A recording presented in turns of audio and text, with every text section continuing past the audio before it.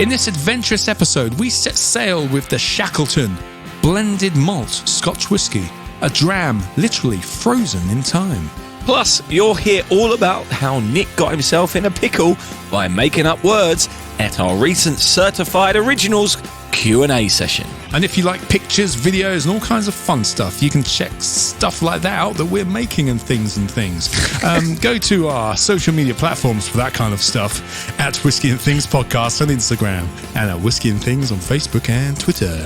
And why not review our Things and Things over on your podcast platform at the same time? You're listening to Whiskey and Things with Nick Kent and Dave Giles. Welcome to episode 79. I'm Dave Giles. And I'm Nick Kent. It's the Whiskey and Things podcast you have tuned into, if that's how podcasts work. I don't know. Isn't it weird how language works that way? Like, we still say things like tuning in when you're not really tuning in anymore, are you? Yeah, and can you tape it for me? Yeah, exactly. But like, I heard a commentator on a sport thing saying when we see the video replay, it's like, well, yeah. No. It's still video though, isn't it? But they call it the video assistant referee as well, didn't they? Video VAR. Well, videotape, you know. Oh. Video comes from the word tape, doesn't it? Yeah, sometimes they say on shows as well, run VT, sometimes, if they're feeling really like, I don't know, old school. Old school. Yeah. So yeah, anyway, we digress. We digress. It's not like us. No, not at all. Yeah. Anyway, Nick, shall we start with the whiskey, or do you want to have a chat first? What do you want to do? You tell me. I don't know. Let's have a sting and then do your famous catchphrase, which doesn't seem to be a catchphrase. It's definitely a catchphrase. Right. And then we get on with stuff. Here's a sting. Whiskey? Wow, wasn't that a great sting? That was a great sting. One of my favourites. Oh, I love that one. That's up there with the best. Right. Yep. Here we go with the catchphrase. Did you like what I did last week with your voice, by the way? I loved it, mate. Absolutely amazing. Did you listen? No. Unbelievable. I'm a very busy boy, mate. I'm a very busy boy. Oh, mate. I did something fantastic with your voice last week. Regular listeners. Right, okay. Well, now you're going to listen to it and think it's not great. Whatever. You've overhyped it there. You've overhyped it. Anyway. This is Whiskey. Shackleton Blended Malt Scotch Whisky. Whiskey. Yes, got a bottle of this. This is one from White and Mackay. I thought it'd only be fair, seeing as we rinsed the Woodsman a few weeks ago. But yeah, I'm looking forward to this. It's got a good story behind it. But we'll talk about that so this later. is the same company, is it? Yeah, White and Mackay. So they have a bunch of whiskies under their umbrella, like Diageo does and all the other kind of conglomerates. This is another good one word from them. Thanks, mate. It's all right. It's all right. So yeah, let's pour a bit of this. Got a cork. It's a mediocre cork, to be fair. Yeah. Well, I have been opening it a bit this afternoon. Only a little bit, just have a little bit of a taste. So it doesn't have the pressure build up. I think it's maybe a bit wet. You know when you pour it and then it wets the spout, so the cork isn't as dry and maybe as poppable as if it's when been something's sitting wet, there. it never pops as much, does it? It doesn't, mate. It doesn't that. That's everyone knows that. Yes, exactly. Shackleton for me means something, Nick. Okay. The word Shackleton means something to me. Right. Because of the old explorer, Ernest. Yeah, he is who this is named after. Oh, right. Well, that makes all perfect sense then, doesn't it? Yeah, man. We're getting into a bit of history later on. Nice. It's going to be, yeah. If you look at the bottle, Dave, I'll show you. Because it's all very, what's the word? Nautical. I went with nautic, but that's not right. But nautical is the word I was looking for. There you go. You got the old compass on the top there. All that kind of nice blue tint to the bottle as well. Lovely label, lovely packaging. Yeah, it's beautiful. Like it, like the effort. There's some raised lettering on the back with some inspirational quotes and stuff as well from Ernest Shackleton himself. So nice bottle to pour and to receive. Oh yes. Right, what do you want to talk about first, Dave? A bit of a catch up. Right, so we're going to be sipping on this whiskey while we're having a catch up, right? That's the form format we're doing. Right, okay. It's only 10 weeks or something. I can't remember. Well, at least now we know, right? Anyway. Yeah. Where should we? Well, let's talk about last night first, shall we? Because let's just get last night out of the way. Let's get out of the way because Nick was possibly the funniest. Well, he did the funniest thing he's ever done in my life. Yeah. Or in his life, potentially. It was an accident, but I've never laughed as hard. Yeah, it was an accident. I didn't mean to be funny. It just happened. But good Lord, was it a horrific misuse of language, wasn't it? Nick decided to try and make up a word. Right, so let's do some background. Last week, we were joined by Nikki and Anthony of New Dram Drinker. And if you remember, we talked about that we were going to be doing a Q&A session last night. We recorded this on Monday, so this happened on Sunday night as part of their Certified Originals Discord group, which you should all join, and Nick will put a link on how to join. It's free. It's a wonderful whiskey community. They do a lot of wonderful things, and there was about 15 people join us last night to... yeah, good turnout. Thank you for coming if you were there. To learn a little bit more about Nick and I. I don't know why they turned up, but they did. Nah, me either. And it was all going swimmingly. I had a couple of rants. Oh, yes, you did. Yeah, got a bit carried away, as usual. Yeah. And then we got asked a question. We got asked what whiskies we don't like. Yeah. So Dave had his rant about Hague. I did. It was passionate. It was very passionate. Oh, I went for it. You definitely went for it. Yeah, and then after David finished his rant, I gave my answer. And he tried to be very educated and even diplomatic in his answer. I did. It didn't quite go to plan. No, I've got it right here. If you can have a listen. Here we go.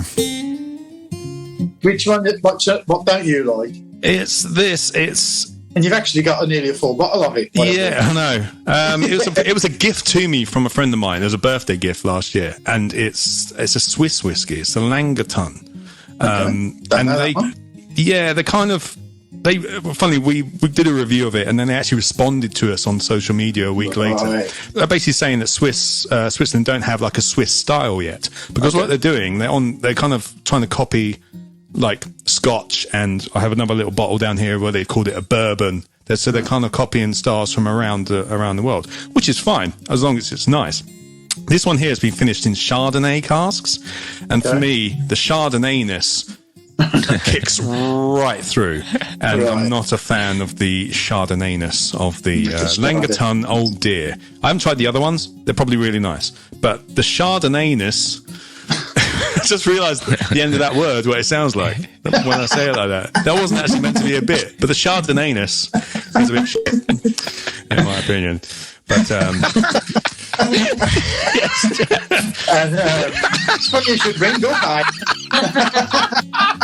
Leads me to our next question, though.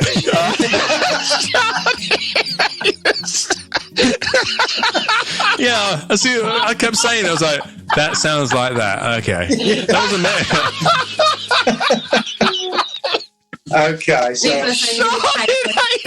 does it taste like it sounds? Nick, I think you need to do a bottle share with the COs with that. I've got enough left. Yeah. Oh my god, it's very oaky. A lot of that Chardonnay. Yes, comes through. So that's one I haven't really been fond of, which is why there's quite a lot left. There you go. That was that, everyone. You are welcome. It never is not funny. Every time I've listened back to that or watched it back, I've laughed. It's the confidence so funny. when I was saying it as well. The Chardonnay-ness is not for me. Oh my god! It was Nikki's face as well. She almost picked up on it straight away. Oh, straight away, yeah, straight away. Mate, I don't know what to say. Do not know what to say about that one. I'm quite impressed with myself, to be honest. I couldn't have done that if I tried. I wasn't trying to be funny or like come up with some weird innuendo. Chardonnay-ness just seemed to come out for some reason. Chardonnay-ness, like sweetness. That's what I was going for. So that's that. It was a great night.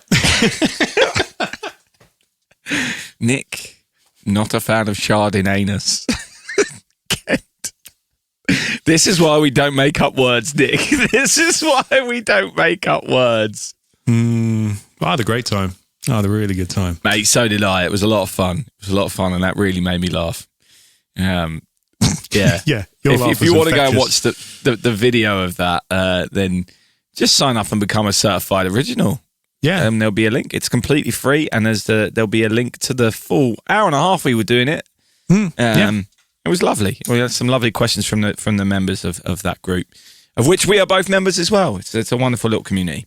We are. Yes, it's good. Good to see people. So there we go. That's that. So what's happening with you, Dave? Let's get off that now.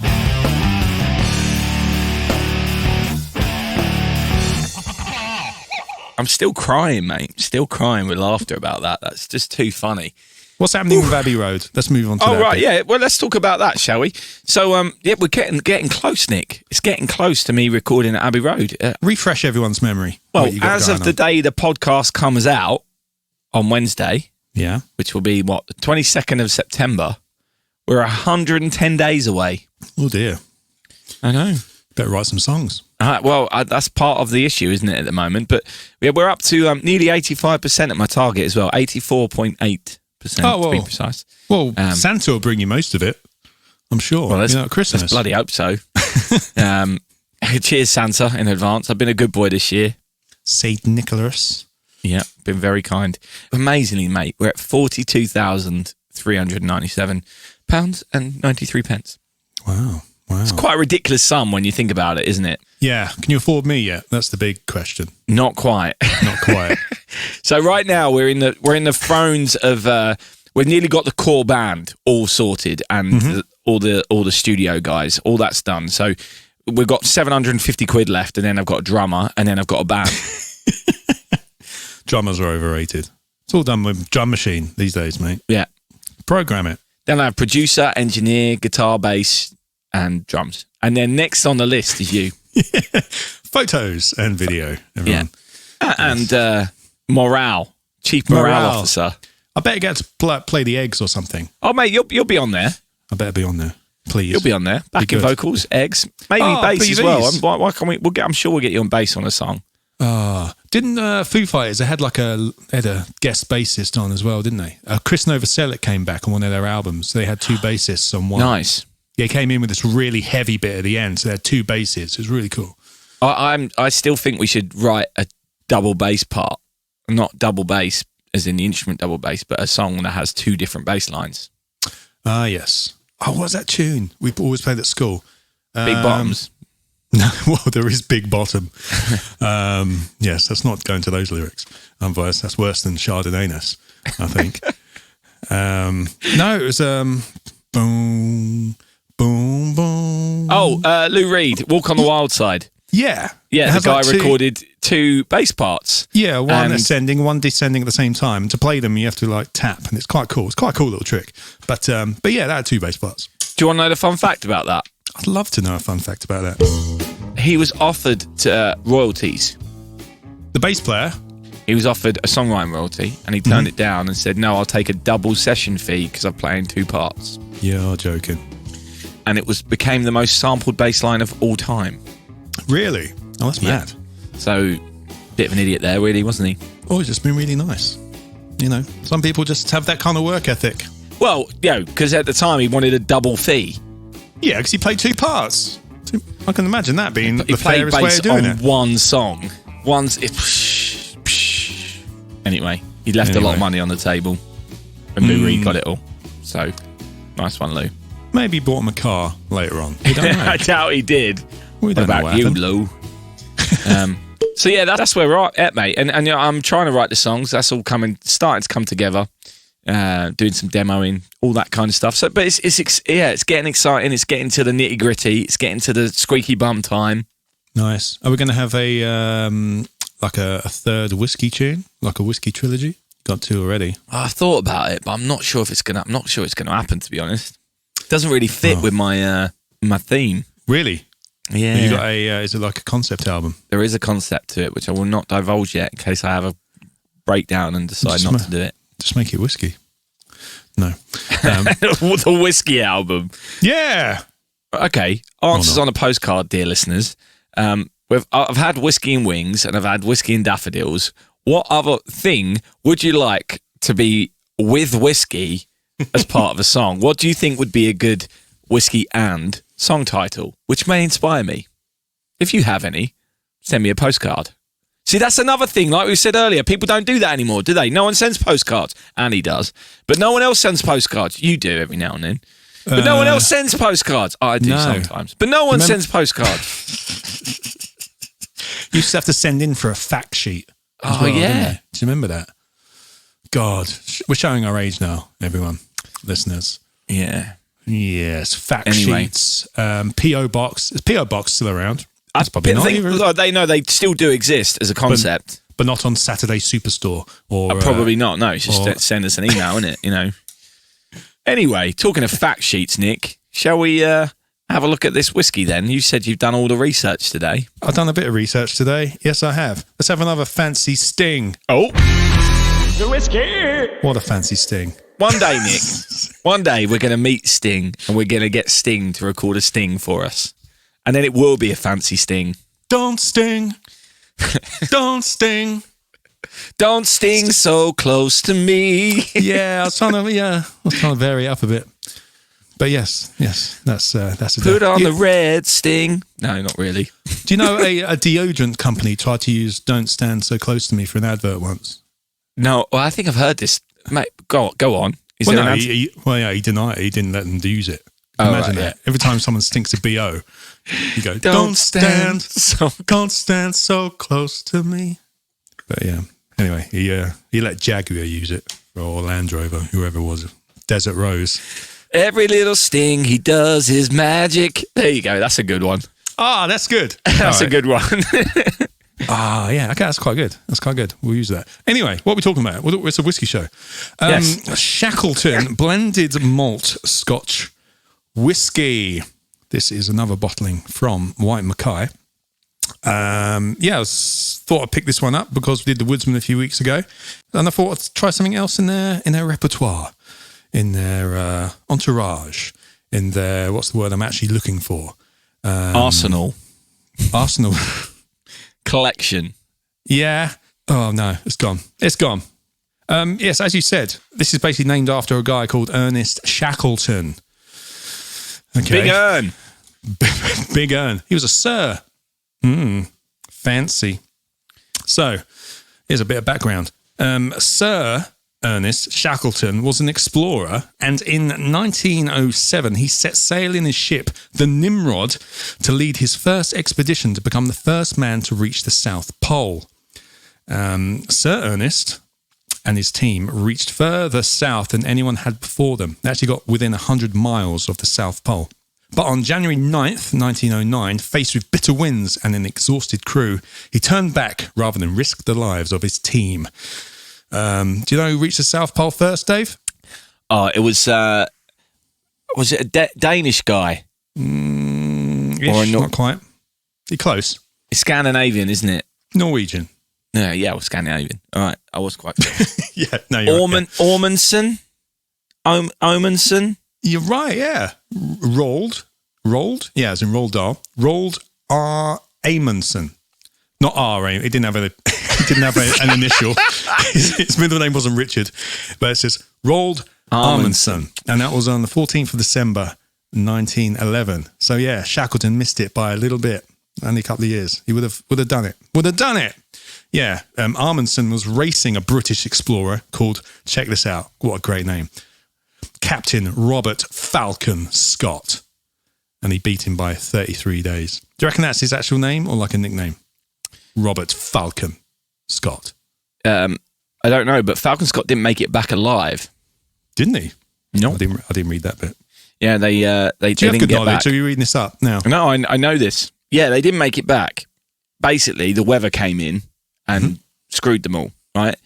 And there was 4 of them that got all the way there, I think.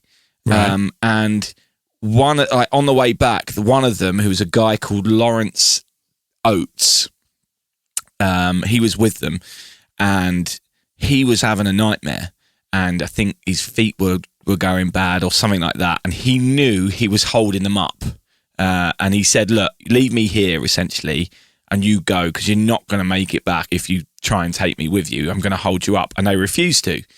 So he got up in the tent and said, I'm just going outside and maybe sometime.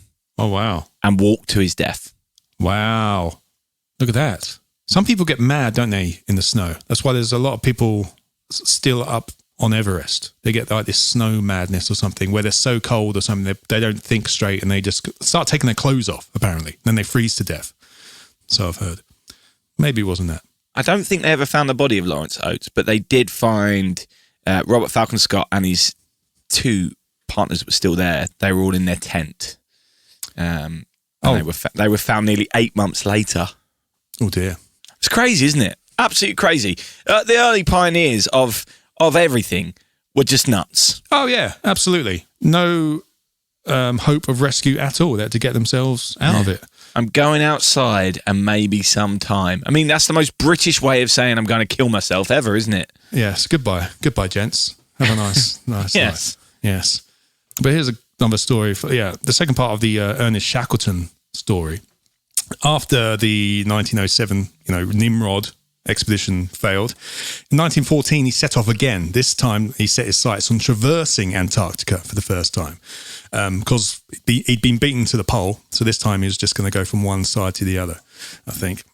His ship, the Endurance, was frozen and crushed in the ice. With 5 men, Sir Ernest took to a small rescue boat and sailed 720 nautical miles in treacherous conditions across the freezing ocean to South Georgia. He then traversed the mountain range and made it to a whaling station. From there, he chartered a rescue ship back to his waiting crew, returning all his men safely home. Wow. That must have taken forever. This feat of strength became known as one of the greatest survival stories of all time. That's mad. Leaving your crew behind, like, I'll be back, lads, and then actually coming back. That's crazy. Yeah, I mean, he's really highly respected, and this is why I know about him, Nick, because going back to my other love, there is a crater in the south pole of the moon called Shackleton Crater. No way. Oh, that's brilliant. Yes way. And it's in an area where they think there's going to be a load of ice, so it could be one of the places which holds the key to settlement on the moon. Oh, wow. That's awesome. Well, the sales of this whiskey will skyrocket, Dave. If I know, right? It's almost like they know. It's almost like they know. It's almost like they know. Yes. But the adventure we're interested in is the first one, the Nimrod from 1907.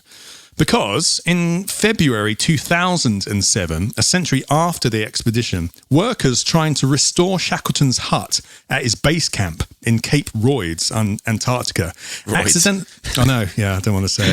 accidentally came across 3 cases of Scotch whiskey frozen in the permafrost. And they were labelled Rare Old Highland Malt Whisky, blended and bottled by Chas McKinley & Co. Now, McKinley is now a brand which is owned by White & Mackay, which will become important later. Yeah, apparently he used to take whiskey with him because they thought it brought the crew together. They used to toast the wives and their sweethearts and birthdays and stuff, and brought together the team spirit, etc. Apparently they never took any fruit or vegetables with them. They just took 25 cases of whiskey. Apparently for the warmth, etc. It's like when we go on tour. No fruit, no veg, just a few bars of whiskey in the back. Yeah, maybe a bit of beef jerky.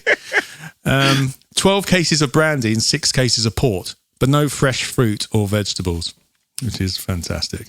So since 1990, Cape Royds, the site, has been controlled by the Arctic Heritage Trust, a New Zealand-based organisation which oversees it. So nothing could be touched or removed, etc. And after lengthy negotiations, the whiskey cases were finally chiselled out of the ice in early 2010. And one of them was taken to Christchurch, New Zealand, where it's thawed out and opened. And in January 2011, 3 bottles were allowed to return temporarily to Scotland for study and analysis. It's quite cool, though. I'll just put this in there. A contribution from the sales of this whiskey actually go to the Antarctic Heritage Trust. Oh, nice. Which I like a lot. As in sales of the whiskey we're drinking, not sales of the boxes of whiskey that they brought back from Antarctica. No, sales of this whiskey, which is pretty cool, I think. So back in Scotland, the whiskey was given to White & Mackay Master Blender Richard Patterson and their chief chemist, James Pride, to analyze it and eventually recreate the antique McKinley's whiskey. So they studied it, basically. Do you know who Richard Patterson is? Yeah, he's the guy that does the eccentric tasting note videos. Yeah, he talks to his whiskey. Yeah. Hello, how are you? All that kind of stuff. Yeah. He's a really dapper guy, legend in the business. So yeah, so they basically analysed it and made like some whiskies based off what had been frozen in the ice. And I think around 2013-ish, they've released 2 bottles, 2 editions prior to this. A few years ago, under the McKinley's brand, which were kind of expensive. They're like £110 or £150 a bottle when they came out. One was called the Discovery Edition, one was called the Journey Edition. And they were like old style bottles, and they came in like the old packaging, the wooden crates, and packed with straw with the old labels and stuff. And it's like a collector's item. And they used... Can you still get them? Probably they're out there. It's going to be the used thing. They're not available. Oh, right. Like, they're not still... Right. It was a limited thing. So they'll probably secondary market. I'm sure. Yes. I'm sure Anthony knows exactly where they are. Yeah, he's got 2 under his bar. Check there, Nicky. So that was a few years ago, and because they went down really well, they brought this out, the Shackleton, which is basically a mainstream, more accessible version of it, which I think is pretty cool. Pretty cool. So have they kept that as the McKinley's brand on the bottle, or is it? The bottle says Shackleton, etc. It says Shackleton. Yes, but it says based on the antique. That's the important word for this bottle. Based on the antique blend of McKinley's rare old Highland malt whiskey. The spirit supplied to the 1907 British Antarctic expedition, which is nice. So it's on there. So yeah, it's based on it because it's for the price of this, it's not going to really include the whiskies which they were using to kind of recreate the original whiskey, but it's a cool little thing. I think there's a cool little story behind it. Mate, it's great.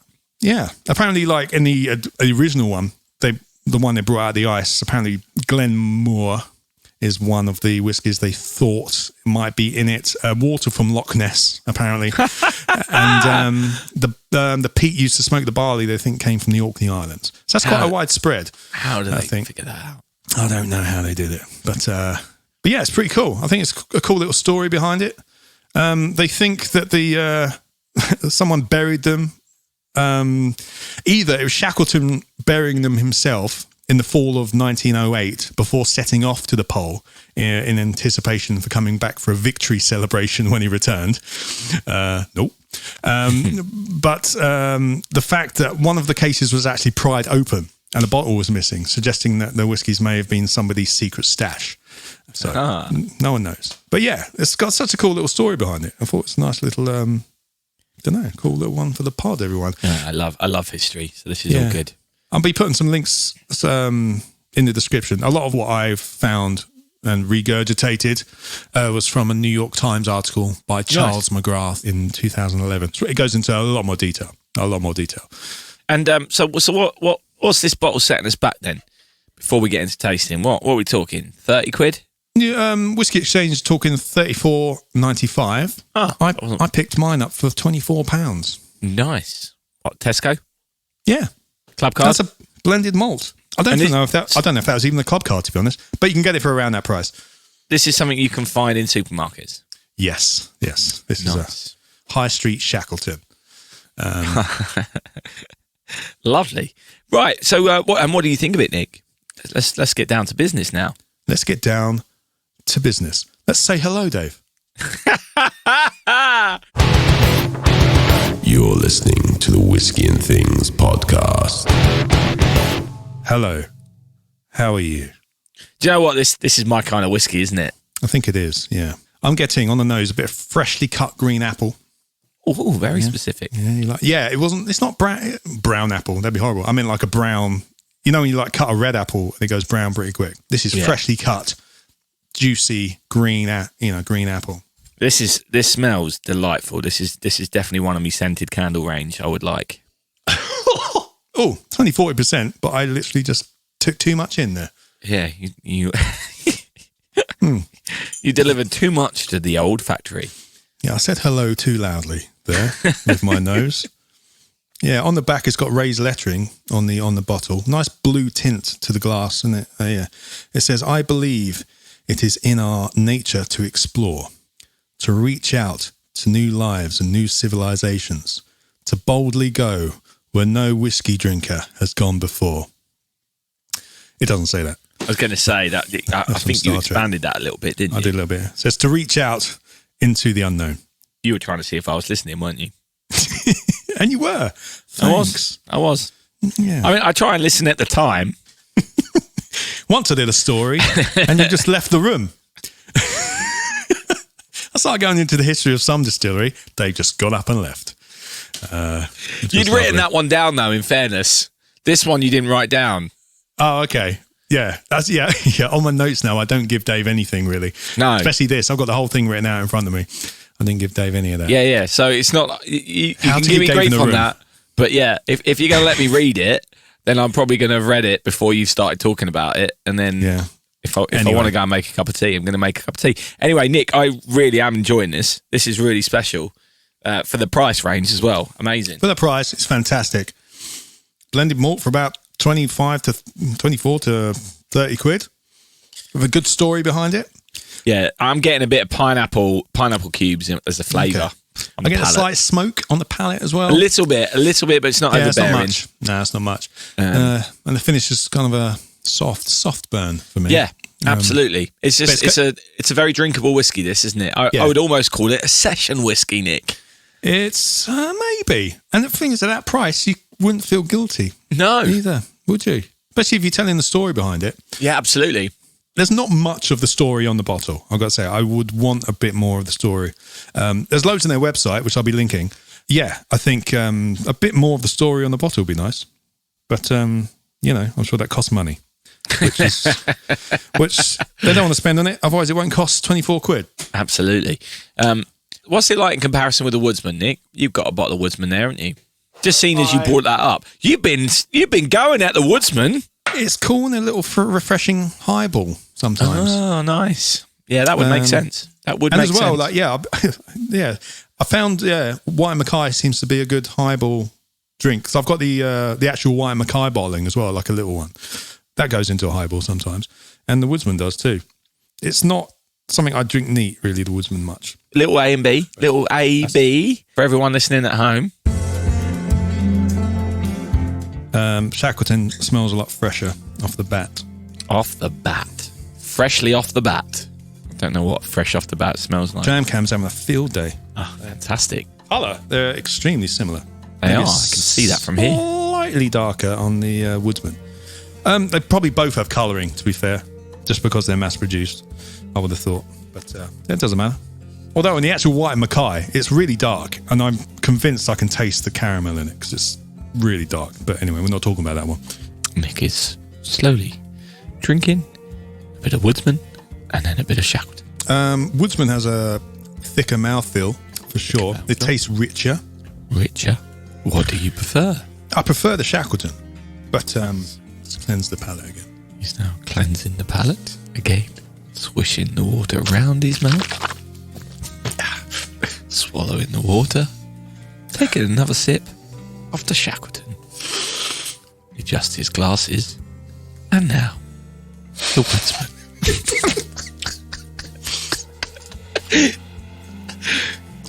He licks his lips, adjusts his glasses, wipes his mouth, and is about to deliver his verdict. Yeah, I prefer the Shackleton. It's all nice. Amazing. The Woodsman's nice. There's a taste in the Woodsman which is disagreeing with me a little bit. There's a bit more of a kind of gunkiness left at the top of the back of my mouth, if you know what I mean. Yeah, I know what that means. And a bit more phlegmy, which is lovely. Think about that for a minute, everyone. A bit more phlegmy. A bit more phlegmy. But basically, yeah, the finish on the Shackleton is more appealing to me. But yeah, there we go. But Woodsman, good highball. Yeah, good highball. And fine. Yeah. Fine for later on in the evening. For giving to your mates when they're pissed. And the other thing, like, we had a go at Woodsman for its marketing, but Shackleton's got a story behind it, and I love that. It's got actually means something. Yeah, it's got a really interesting story behind it. And they're about the same price, aren't they? So Yeah. I mean, they're pretty much the same. Pretty much the same. You're getting a blended malt. Not that it matters if something's a blend or a blended malt. You know, you like what you like and they taste as nice as they do. But I'm preferring the Shackleton. Oh, of course. So the Shackleton's okay. Right. Yeah, my brain. Wisman is a blended Scotch. So it has grain whiskey in. Has grain whiskey in. Right, okay. Yeah, Shackleton is blended malt, which means 100% malted barley. Okay, so essentially, because at the end of the day, most single malts are also blended malts. It's the same as a single malt, but just from different distilleries. Yeah, exactly. So that's great value, to be honest. So absolutely. All right, well. Thank you, Wyatt Mackay. Yeah, great job. Love that one. Yes. Love the story. Love the whiskey. Thank you very much. Kudos.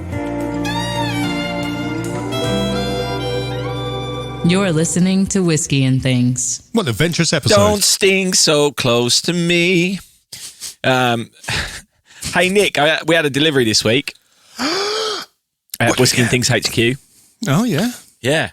Our first batch of whiskey coins have arrived. Well, look at that. They're fancy. Oh, yes. I'm looking at one. Fancy Dave's twiddling indeed. it like a fancy man at a poker table. Everyone. Yes. Oh, dropped it now. I need to send you one, don't I? I need a few, I reckon. But yes, we're going to be... Yeah. I've got to take pictures of them. Good point. Well, they'll be on sale without fancy photos by the time this episode goes up. If you want to buy one, the photos won't be as good, but maybe by the time episode 80 comes out, there might be better photos. Who knows? It might be episode 81, 82. Who knows? Good photos will arrive at some point, and there might be one or two left at that point. There might not. So we've got 50 of these, and obviously we've got some patrons who will all be getting one. And Nick and I both want one, obviously. So if you would like one, either join our Patreon or just go and buy one individually. I'm not sure how much they are yet, but they'll be on there. They will be on there. And we've also got whatever they are. So this is coin number 0001. We're ambitious in our zeros. Yeah, we think we might get up to 1,000 of these. When we get 1,000, number 1,000 is going to be worth a fortune. Pretty penny. We're only going to get one of 1,000 done, aren't we? Just one coin. Yeah, we're going to be 90 when that happens. But, yes. So the plan is to have lots of different designs over time, and you can pick them up as you wish. And we've already made coin number 2, haven't we, Nick? We have indeed. That's a special edition for the Whiskey Show, which we're going to on October 3rd, the Sunday, the last day of the Whiskey Show. I'll be putting a link in the description. And we're going to be wandering around. So come say hi. And if we like you, and maybe if we don't, we'll give you a whiskey coin as like a little thank you for coming to say hi. Yes. I'm sure we'll like you. Yeah. If you ask Nick how his Chardonnay is, then... God, that's a T-shirt. No, it's not. That's not. Do you like Chardonnay? Does anyone like Chardonnay? Wow. Chardonnay. Yes.